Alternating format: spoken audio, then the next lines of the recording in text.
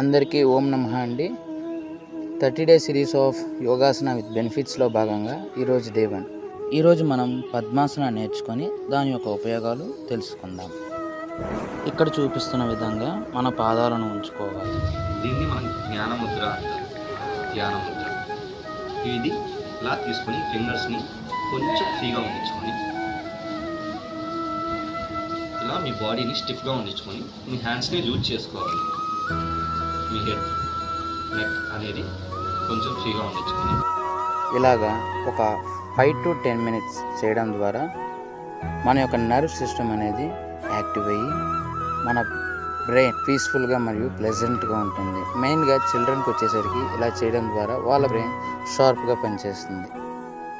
ఇలాగా జ్ఞానముద్రతో మెడిటేషన్ చేయడం ద్వారా మన యొక్క కాన్సన్ట్రేషన్ పవర్ పెరుగుతుంది.